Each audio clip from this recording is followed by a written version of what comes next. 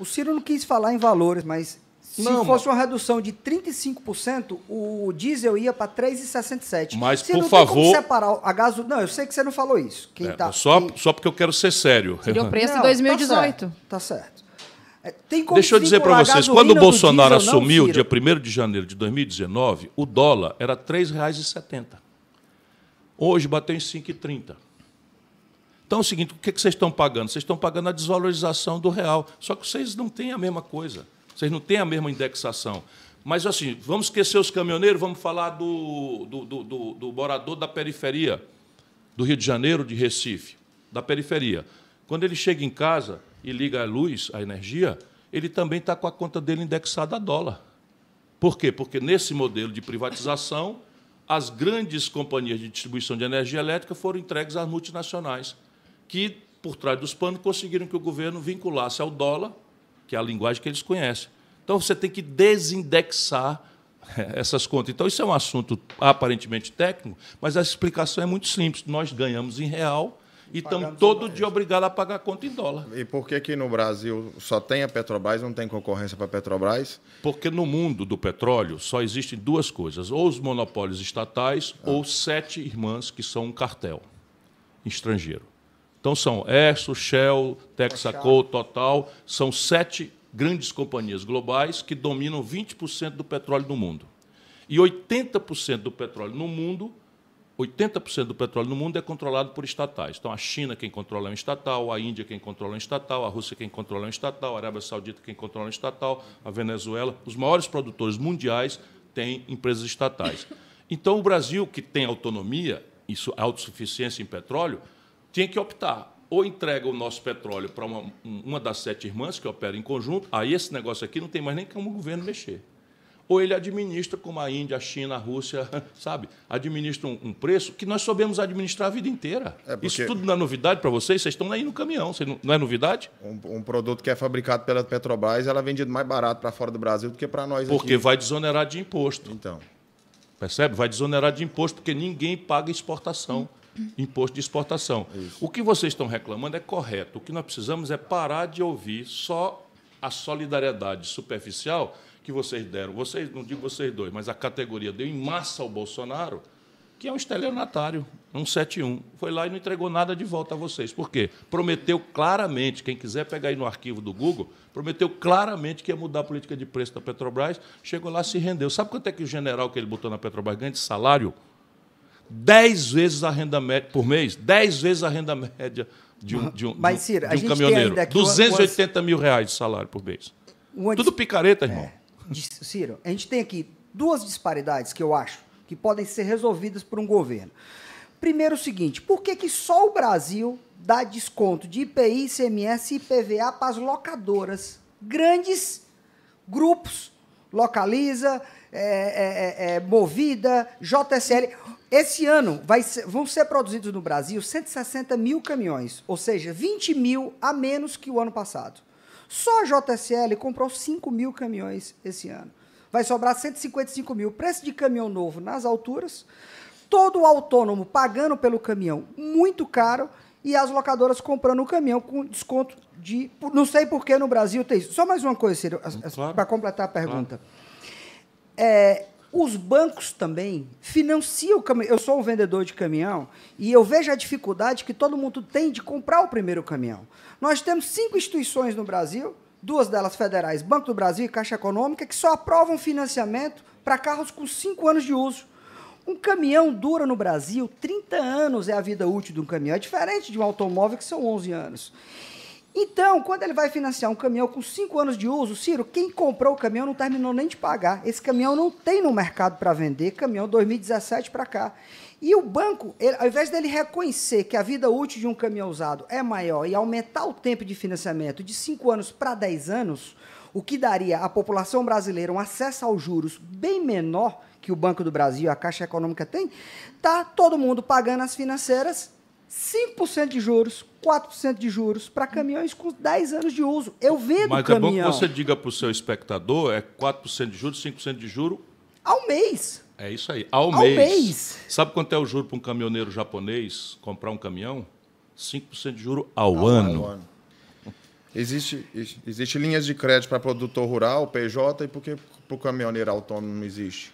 Meu irmão, tudo isso é um jogo de poder. Vamos de novo conversar e eu estou feliz, porque eu tenho um livro, devia ter trazido aqui para vocês, em que eu especulo concretamente, eu conto essa história toda. O nosso país, de um tempo para cá, e o trágico é o seguinte, é que PT, Fernando Henrique, Lula, fizeram todos o mesmo modelo econômico.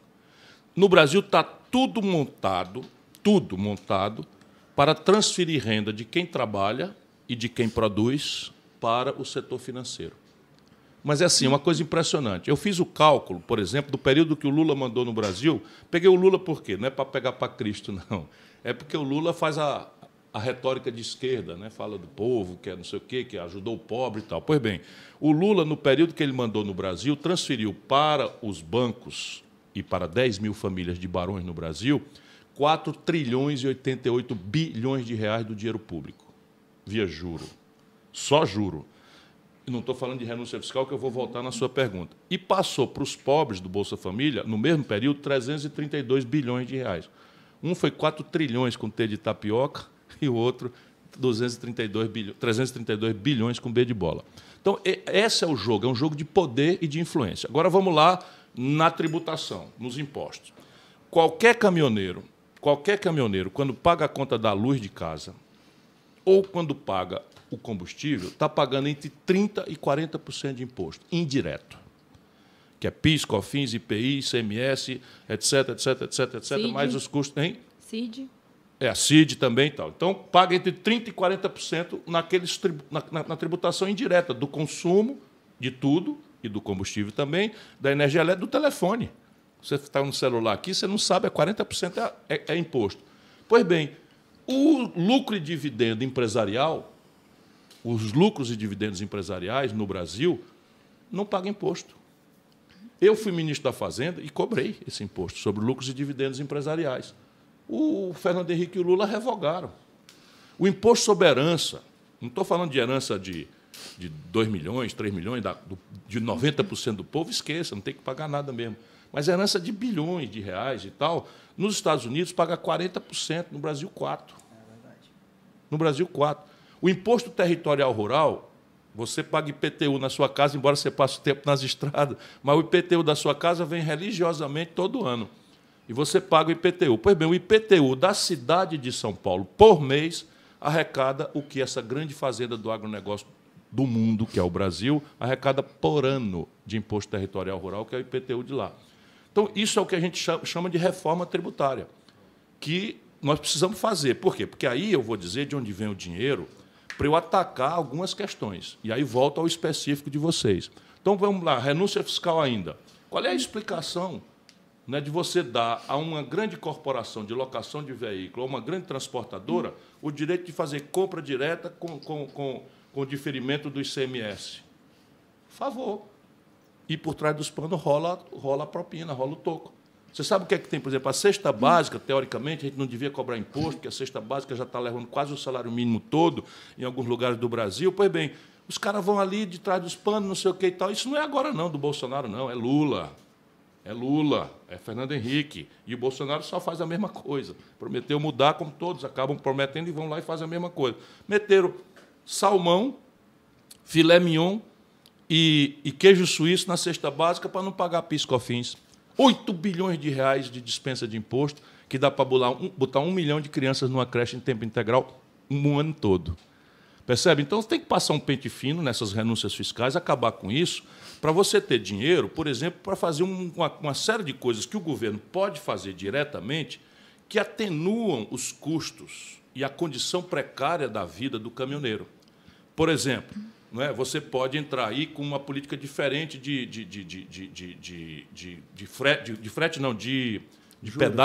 pedágio ou de juro.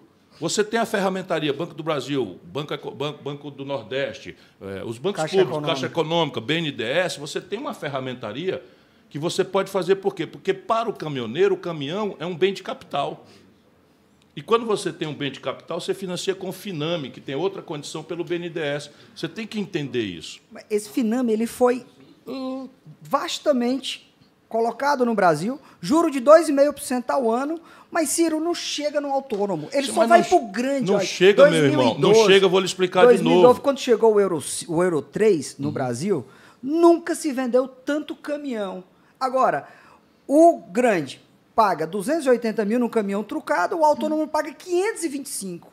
É uma diferença. E você pensa que isso é por e acaso? E o juro deles... Isso tudo é o modelo econômico, que eu disse aqui numa frase, é o de quem for podre que se arrebente, de quem for forte que prevaleça. E eu defendo um outro modelo. Eu defendo o nacional desenvolvimentismo moderno, que se preocupa em fazer com que o governo se associe com os empreendedores e apoie o esforço do empreendedor sem qualquer tipo de preconceito, mas com uma clara prevalência do pequeno. Por quê? Porque, no limite, 7 em cada 10 empregos no Brasil vem de pequeno. 7 em cada 10 empregos. Não é negócio de pouca coisa, não. 7 em cada 10 empregos no Brasil são germinados por pequenos.